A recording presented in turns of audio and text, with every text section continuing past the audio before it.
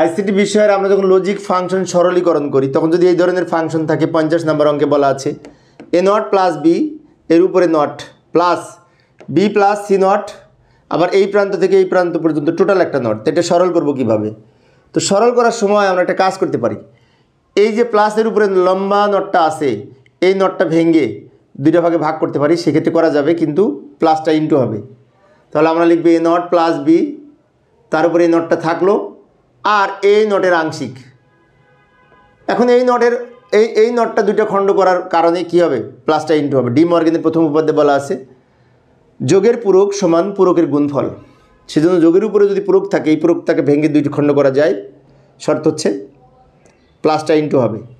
R B plus C not রাখবো আর এই not, অর্থাৎ এই নটটা ভেঙে দুইটা খণ্ড করেছি, প্লাসটা ইনটু করেছি ডি মর্গেনের প্রথম উপপাদ্য অনুযায়ী।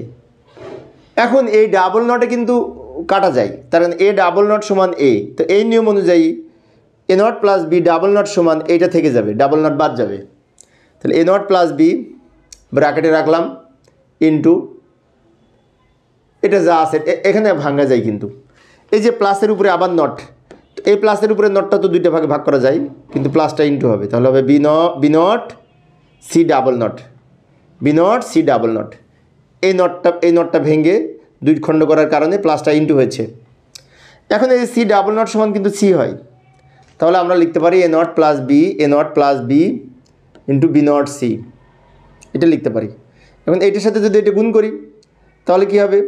A naught B naught c plus এটার সাথে যদি এটা গুণ করি তাহলে হবে b into b naught C.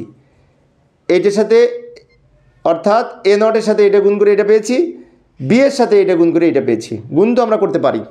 এখন বি ইন্টু বি নট সমান 0, তাহলে এটার মান কিন্তু ফাইনালি 0 হবে, কারণ বি ইন্টু বি নট সমান যদি 0 হয়, 0কে সি দিয়ে গুণ করলে 0, তাহলে এটার মান 0 হবে। তাহলে আমরা লিখতে পারি a naught B naught c plus এটার মান 0।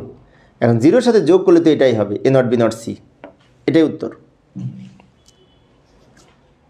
তো প্রিয় শিক্ষার্থী বন্ধুরা, এই ছিল আমার আজকের আলোচনার বিষয়। আমি শিক্ষার্থীদের অনুরোধে অল্প অল্প করে আলোচনা করি যাতে শিক্ষার্থীরা বোরিং ফিল না করে। পরের ক্লাসে কি করব একটু দেখে যাই। 51 নম্বরে যেই অঙ্কটি সমাধানের চেষ্টা করব সহজভাবে, দেখার আমন্ত্রণ রইল। খোদা হাফেজ।